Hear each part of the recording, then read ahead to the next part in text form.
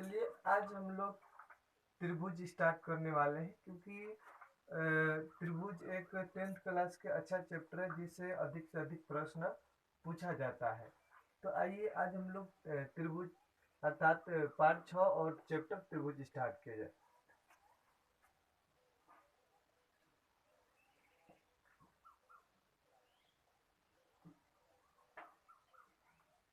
तो सबसे पहले हम लोग त्रिभुज के बारे में जानते हैं कि त्रिभुज होता क्या है।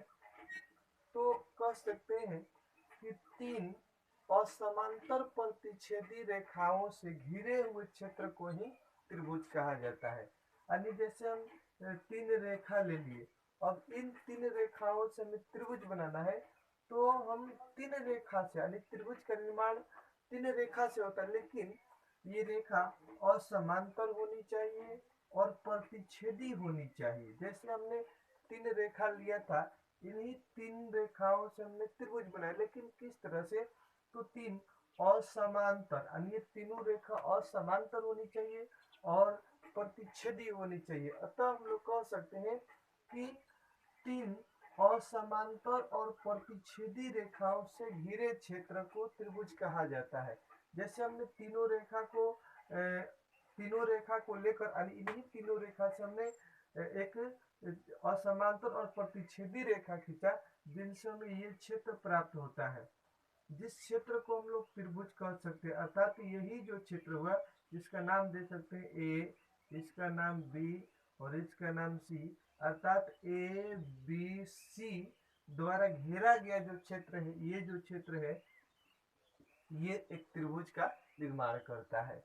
और हम लोग जानते हैं कि त्रिभुज के भुजा के बारे में, तो त्रिभुज में तीन भुजा होते हैं, जैसे एक भुजा, दो भुजा, तीन भुजा, है ना। तो इसको हम अलग से बनाकर देखते हैं। तो हम लोग त्रिभुज के बारे में जानते हैं कि त्रिभुज के तीन भुजा होती, जैसे फर्स्ट भुजा, सेकंड भुजा, थर्ड भुजा, है ना। त्रिभुज के तीन भुजा, और त्रिभुज में कोण भी तीन ही होते हैं, यानी एक दो तीन कोण होते हैं। तथा शीर्ष की बात की जाए तो त्रिभुज में तीन शीर्ष होते हैं, ये और ये और ये, अर्थात त्रिभुज में तीन भुजा, तीन कोण एवं तीन शीर्ष होता है, तीन शीर्ष होता है। इतना बात हम लोग जान चुके। अब हम लोग त्रिभुजों के प्रकार के बारे में भी थोड़ा जानकारी कर लें कि त्रिभुजों के प्रकार।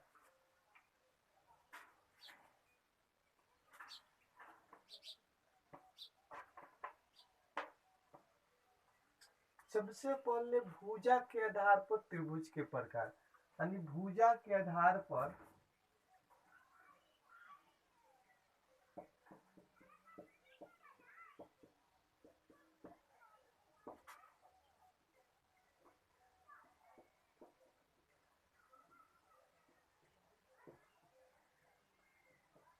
तो भुजा के आधार पर त्रिभुज तीन प्रकार के होता है। पहला कह सकते हैं समबाहु त्रिभुज, समबाहु त्रिभुज, यानी समबाहु त्रिभुज किसे कहा जाता है, वैसे त्रिभुज जिसके तीनों भुजा या प्रत्येक भुजा आपस में बराबर हो उसे समबाहु त्रिभुज कहा जाता है। फिर से वैसे त्रिभुज जिसके सभी भुजाएं अर्थात तीनों भुजा आपस में बराबर हो उसे समबाहु त्रिभुज कहा जाता है। जैसे हम लोग इस तरह से कह सकते हैं कि ए बी सी, ये भी 6 सेंटीमीटर, ये भी 6 सेंटीमीटर, ये भी 6 सेंटीमीटर, अतः यह एक समबाहु त्रिभुज है। दूसरा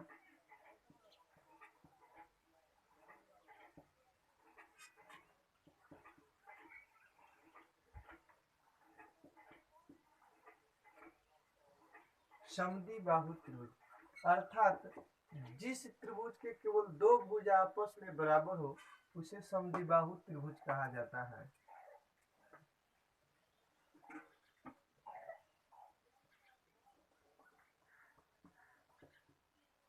ना।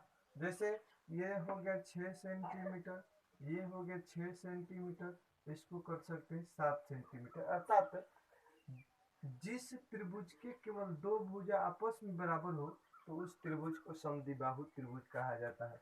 तीसरा होता है विषम बाहु। विषम बाहु त्रिभुज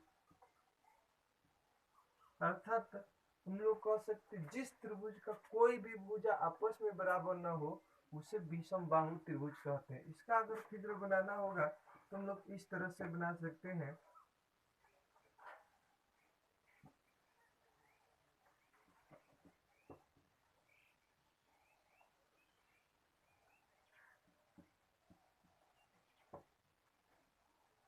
अर्थात जिस त्रिभुज के कोई भुजा आपस में बराबर न हो उस त्रिभुज को ही विषम बाहु त्रिभुज कहा जाता है। जैसे हम लोग यहाँ देख रहे हैं कि एक यानी इस त्रिभुज का एक भुजा 6 सेंटीमीटर, एक भुजा 12 सेंटीमीटर तथा अगला भुजा 13 सेंटीमीटर है। अर्थात ये कौन सा त्रिभुज है? तो विषम बाहु त्रिभुज। अब कोण के आधार पर हम लोग जानते हैं कि कोण के आधार पर भी त्रिभुज 3 प्रकार के होता है।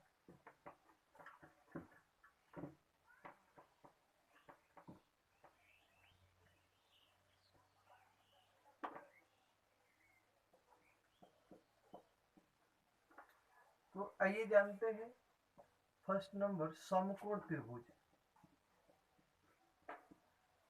समकोण त्रिभुज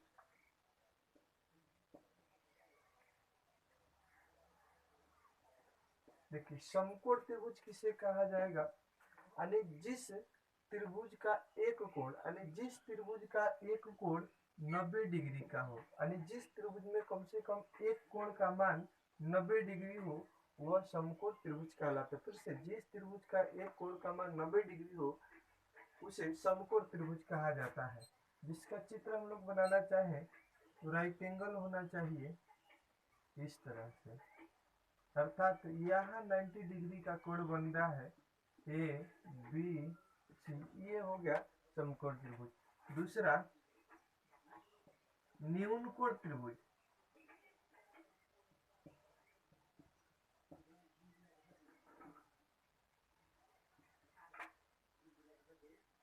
न्यून कोण त्रिभुज अतः कह सकते हैं कि जिस त्रिभुज है ना, जिस त्रिभुज में यानी जिस त्रिभुज के तीनों कोण 90 डिग्री से कम हो, न्यून कोण त्रिभुज यानी जिस त्रिभुज के कोणों के मान 90 डिग्री से कम हो वही न्यून कोण त्रिभुज कहलाता है। जैसे हम इसको कह सकते हैं कि ए बी सी एक त्रिभुज है जिसका ये कोण 30 डिग्री और ये कोण 70 डिग्री और 70 30 नहीं, इसको हम 80 करते हैं, क्या छोड़िए ना, ऐसे 60 डिग्री, ये भी 60 डिग्री, ये भी 60 डिग्री। अर्थात ये तीनों वैल्यू 90 डिग्री से कम है। अर्थात कह सकते हैं कि ये जो त्रिभुज है वह निम्न कोण त्रिभुज है। और एक होता है अधिक कोण त्रिभुज।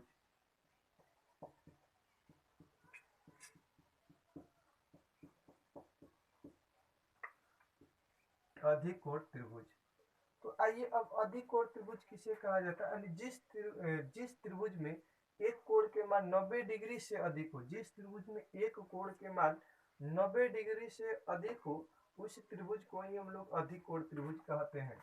जिस तरह से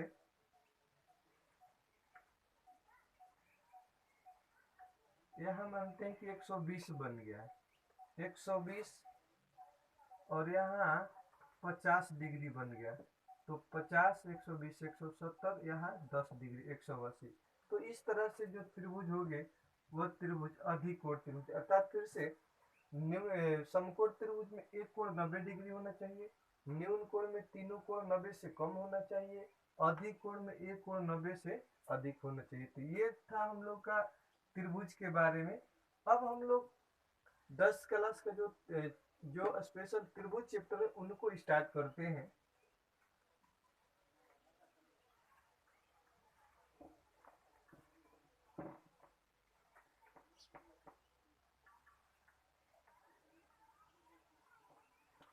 तो आइए अब हम लोग अपना 10 क्लास का स्पेशली त्रिभुज टॉपिक स्टार्ट करते हैं।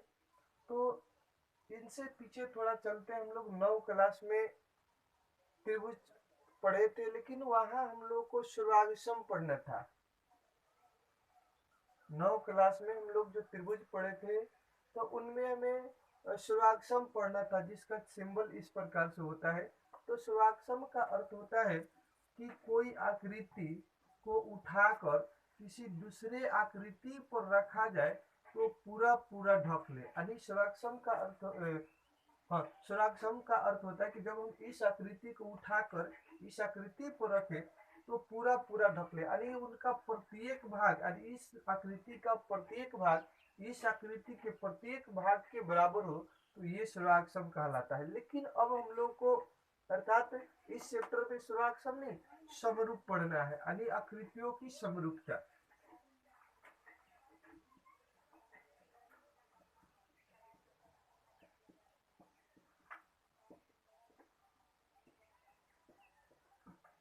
आकृतियों की समरूपता, यानी जो समरूप का सिंबल होता है वह इस तरह से होता है, इस सिंबल को हम लोग समरूप बोलते हैं। तो अब ये समरूपता क्या है, आकृतियों की समरूपता क्या है, समरूप क्या है? देखिए, इसका अर्थ होता है समरूपता, यानी समान रूप वाला।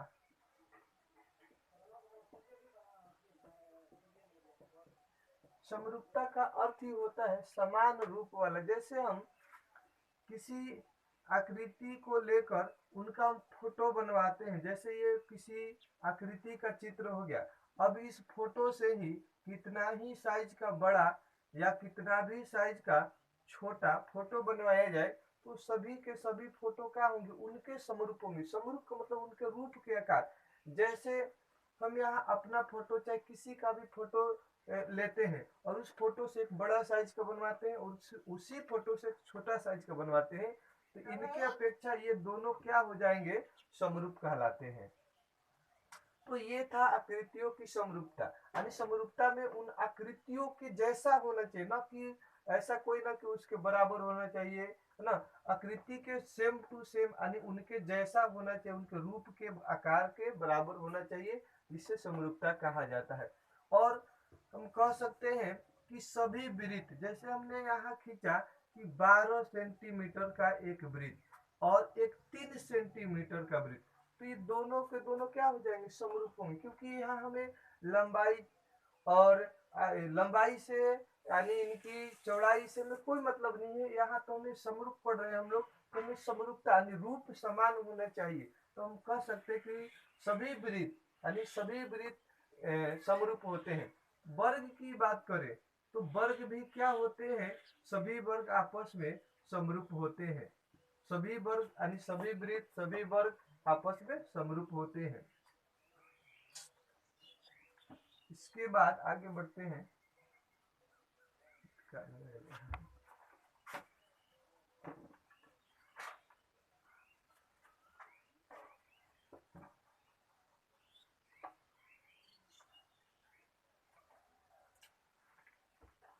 अब हम लोग दो आकृतियों के समरूप होने का शर्त देखेंगे। दो आकृति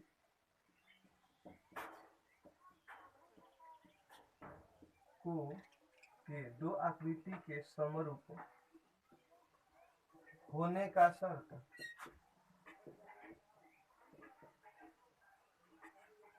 यानी किस कंडीशन में, किस स्थिति में दो आकृति आपस में समरूप हो सकती है। तो पहले हम कहेंगे कि उनकी भुजाओं की संख्या बराबर होनी चाहिए। उनकी भुजाओं की संख्या समान हो। दूसरी बात, उनके कोण बराबर हो, संगत कोण, उनके संगत कोण, उनके संगत कोण बराबर हो,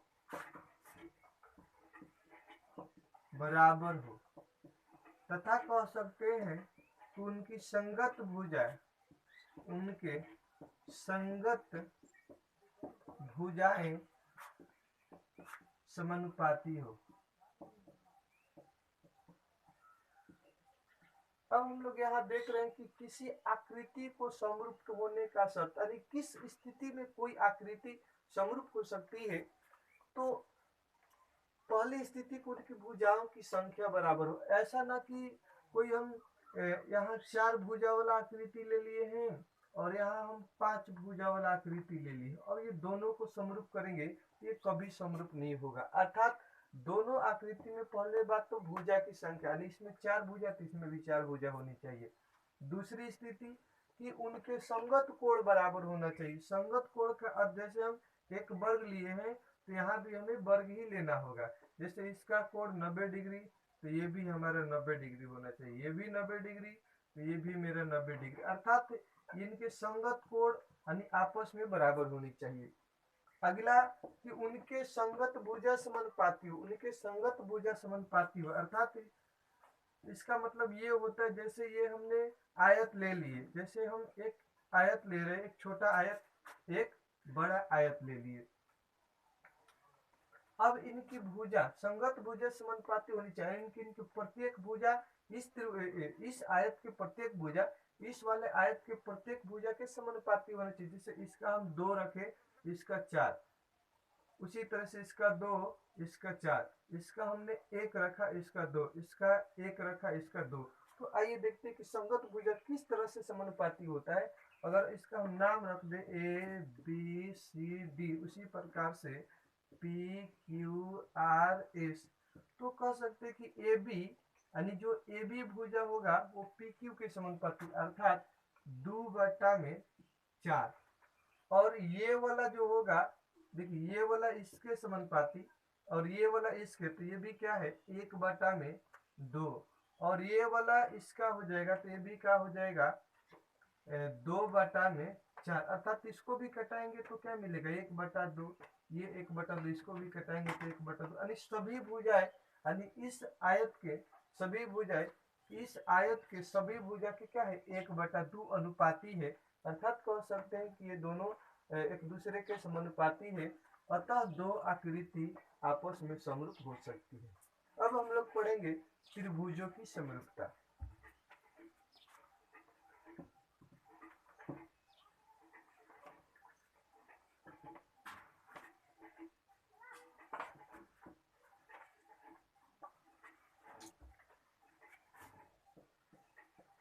अब पढ़ेंगे दो त्रिभुजों की समरूपता। दो त्रिभुजों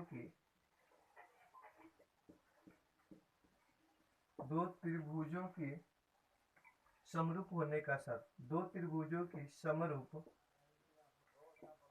होने के शर्त।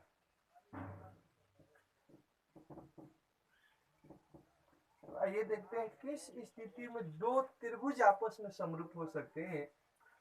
तो पहला कंडीशन कहेंगे कि उनके कोण बराबर हो, संगत कोण, उसके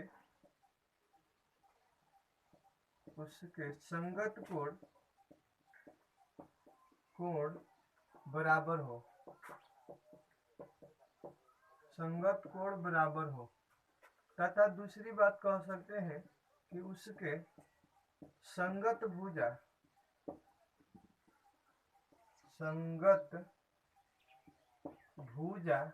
समानुपाती हो।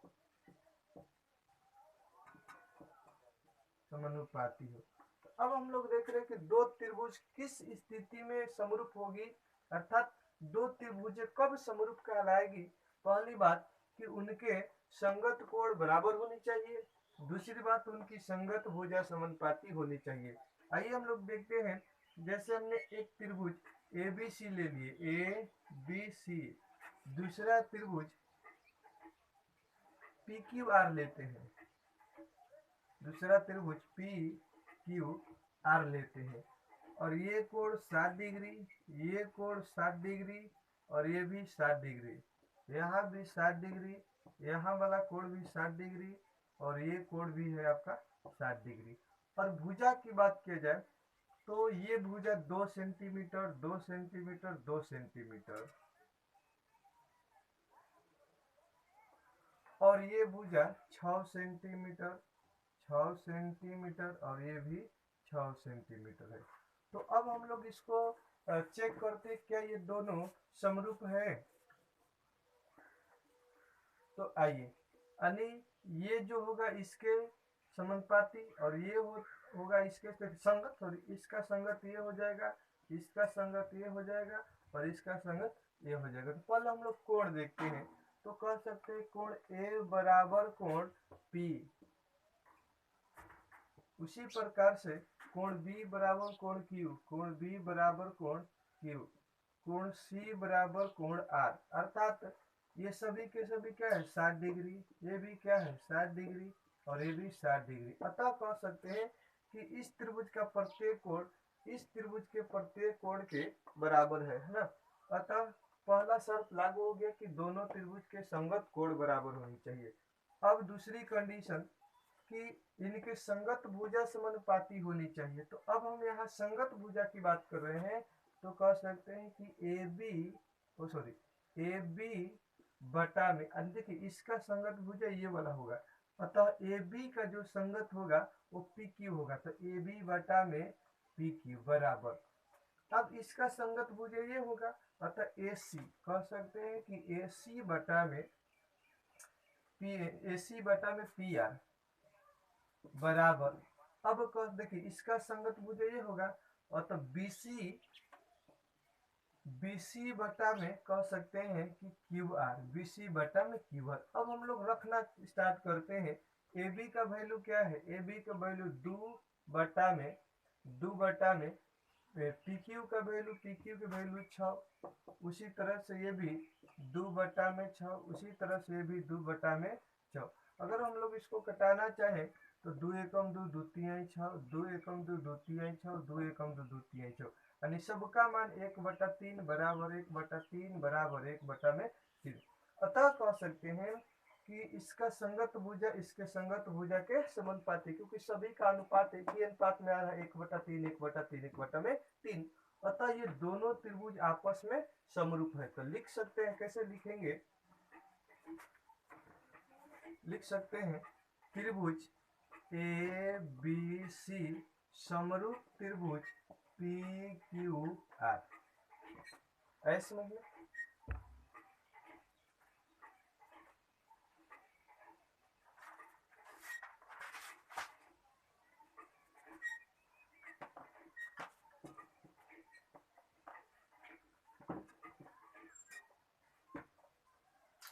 अब बात करते हैं कि त्रिभुजों की समरूपता कसौटी, यानी कुछ शर्तें होती है जो त्रिभुजों के समरूप होने में सहायक होती है, जिसे कसौटी बोला जाता है, त्रिभुजों की सर्वक क्षमता कसौटी।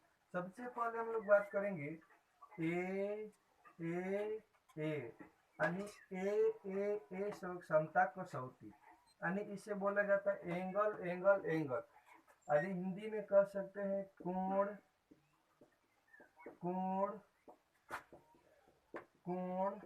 सर्वक क्षमता, नहीं सॉरी समरूपता कसौटी।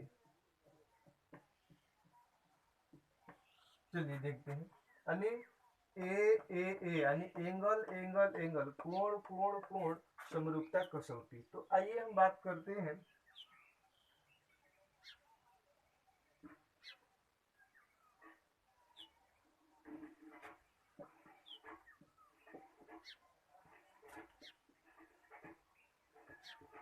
यानी ये क्या होता है ए यानी कोण समरूपता कसौटी।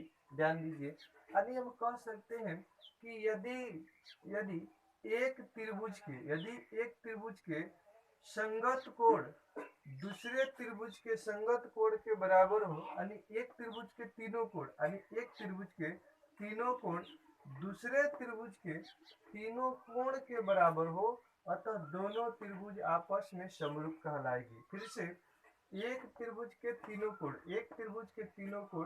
दूसरे त्रिभुज के तीनों कोण के बराबर हो, अतः दोनों त्रिभुज आपस में समरूप कहलाती है।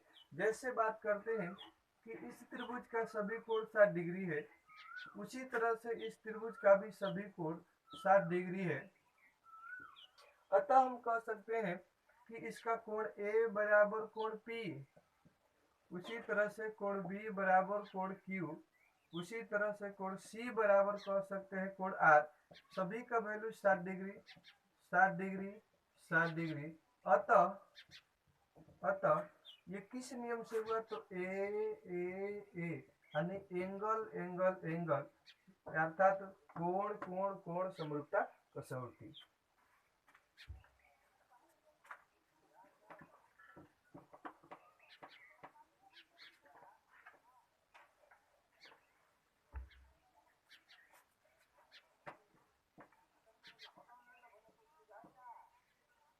अब एक उपपरिमेय है यानी ए, एक उपपरिमेय है ए जिसे बोलते हैं कोण कोण समरूपता कसौटी, समरूपता कसौटी। तो आइए इसमें हम बात करते हैं कि ए यानी एंगल एंगल अर्थात कोण कोण समरूपता कसौटी ये क्या कहता है कि ये यदि किसी त्रिभुज के, ये कहता है कि यदि किसी एक त्रिभुज के दो कोण जब बराबर होंगे, फिर से जैसे हम नाम रख देते हैं एबीसी, इसका नाम PQR रख रहे हैं, तो ये ए समरूपता कसौटी कहता है कि यदि किसी एक त्रिभुज के दो कोण आपस में बराबर होते हैं तो इनका तीसरा कोण दूसरे त्रिभुज के तीसरा कोण के बराबर हो जाता है। फिर से यदि किसी एक त्रिभुज के दो कोण दूसरे त्रिभुज के दो कोण के बराबर होते हैं तो तीसरा कोण यानी पहले त्रिभुज का तीसरा कोण पहले त्रिभुज का तीसरा कोण दूसरे त्रिभुज के तीसरा कोण स्वतः ही बराबर हो जाते हैं, क्योंकि हम लोग जानते हैं कि त्रिभुज के किसी भी त्रिभुज के तीनों कोणों का योग होता है 180 डिग्री। जब दो कोण का वैल्यू यानी इस त्रिभुज के दो कोण के वैल्यू के बराबर है तो जितना इसका तीसरा कोण का मान होगा उतना ही इसका होता है, अर्थात ये उपपरिमेय कहलाता है। ए अर्थात एक त्रिभुज के दो कोण दूसरे त्रिभुज के दो कोण के बराबर हो तो इनका तीसरा कोण इनके तीसरा कोण के स्वतः ही बराबर हो जाते हैं, इसे ए यानी कोण कोण समरूपता कसौटी कहा जाता है। वैसे हम रखना चाहेंगे कि इसका हम रख रहे 70 डिग्री और इसका रख रहे 80 डिग्री, तो ये हो गया 150। तो इसका होना चाहिए, क्योंकि तीनों का योग 180 होता है, तो इसका होना चाहिए कितना होना चाहिए 30 डिग्री। उसी तरह से इस त्रिभुज का ये 70 डिग्री और इस त्रिभुज का ये 80 डिग्री, इसका वैल्यू अगर न दिया रहे तो जितना इसका होगा उतना ही इसका होगा, क्योंकि दोनों का योग 150 हो रहा है, इसका भी योग 150 हो रहा है, तीनों का योग होना चाहिए 180 होनी चाहिए, तो यहाँ 30 होना चाहिए। उसी तरह से यहाँ 30, अतः जब दो कोण बराबर रहेगा तो तीसरा कोण भी स्वतः बराबर हो जाता है। अब आगे बढ़ते हैं।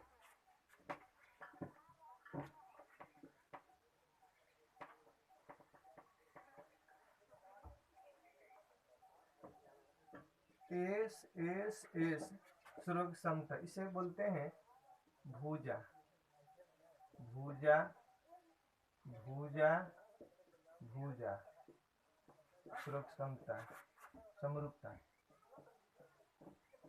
समरूपता कसौटी।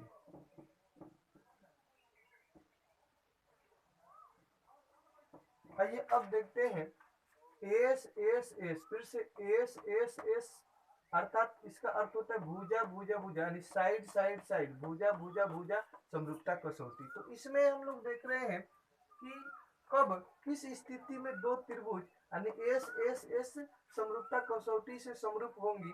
तो आइए देखते हैं, यानी एक त्रिभुज के तीनों भुजाएं यानी इस एस समरूपता कसौटी के तहत हम लोग कह सकते हैं कि एक त्रिभुज के तीनों भुजाएं दूसरी त्रिभुज के तीनों भुजा के बराबर हो, अतः हम लोग एस अर्थात भुजा भुजा भुजा समरूपता कसौटी लगा सकते हैं। जैसे हम बात करते हैं कि दो त्रिभुज लेते हैं और इन दोनों त्रिभुजों में यानी इनकी सभी भुजाएं यानी इस त्रिभुज के प्रत्येक भुजा इस वाले त्रिभुज के प्रत्येक भुजा के बराबर हो, जैसे इसका 6 तो इसका भी 6, इसका 7 तो इसका भी 7, इसका 8 तो इसका भी 8। अगर इन त्रिभुज के प्रत्येक भुजा इस त्रिभुज के प्रत्येक भुजा के बराबर है, अतः कह सकते हैं कि ये दोनों त्रिभुज आपस में समरूप है। किस नियम से? तो एस अर्थात भुजा भुजा भुजा समरूपता कसौटी से।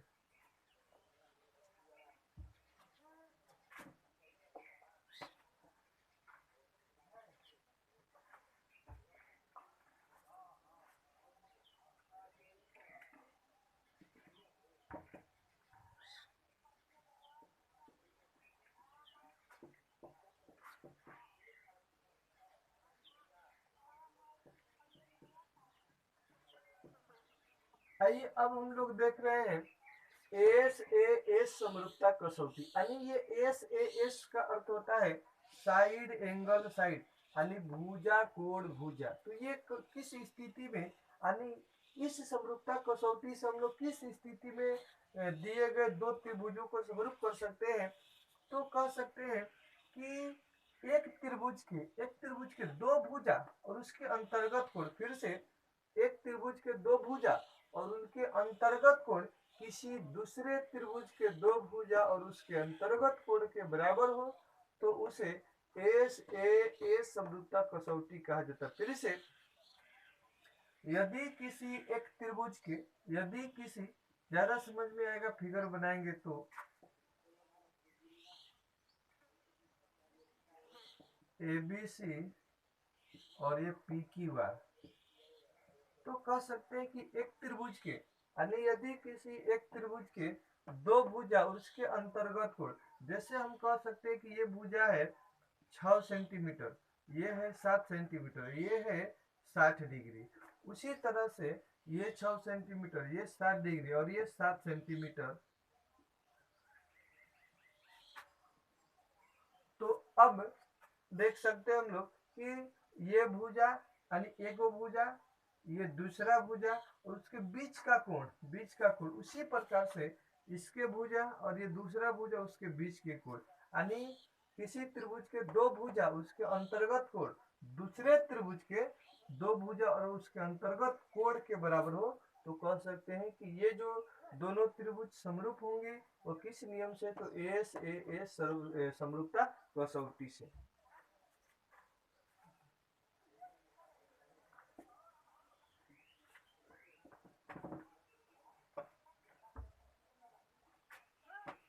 अब पढ़ते हैं ए एस ए समरूपता कसौटी।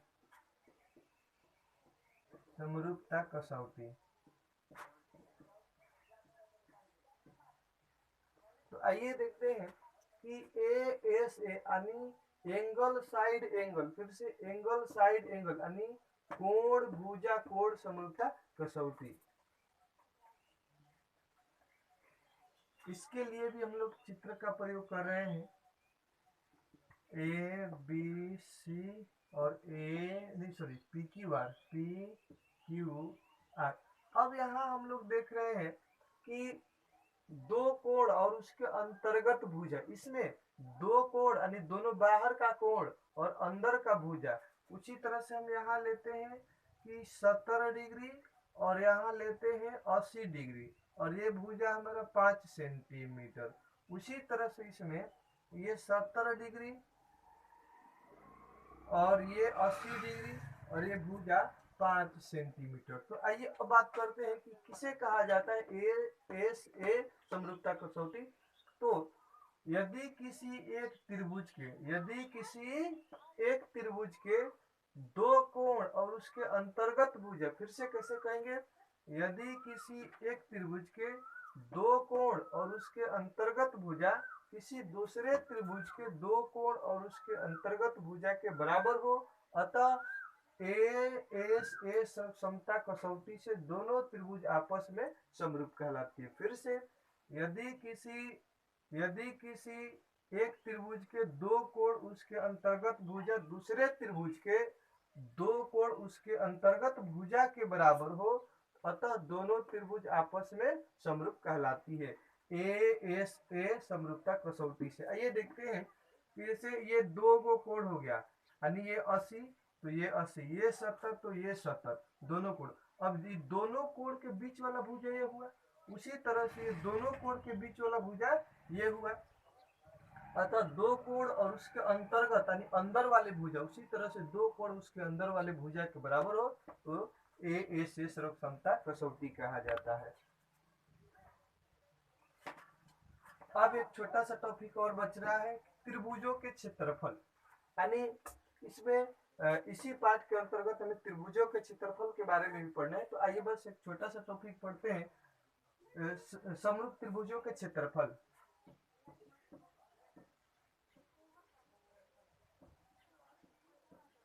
समरूप त्रिभुजों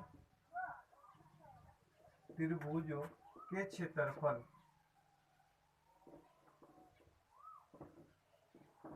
यानी समरूप त्रिभुज के क्षेत्रफल किस तरह से बराबर होते हैं इसको भी देखते हैं। यदि दो त्रिभुज हम लेते हैं, मानते हैं कि ये दो त्रिभुज है,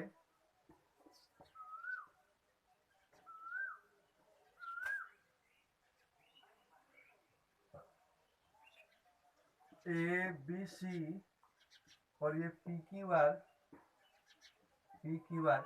तो ये दो त्रिभुज आपस में दोनों समरूप है, यानी ये दोनों त्रिभुज समरूप है, तो एरिया ऑफ त्रिभुज ए बी सी बटा में एरिया ऑफ त्रिभुज पी क्यू आर बराबर, यानी दोनों त्रिभुज के क्षेत्रफल, सबसे पहले दोनों त्रिभुज आपस में समरूप हो तो दोनों त्रिभुज का क्षेत्रफलों का अनुपात, फिर से दोनों त्रिभुज के क्षेत्रफल के अनुपात इनके प्रत्येक भुजा के वर्ग के अनुपात के बराबर होता है।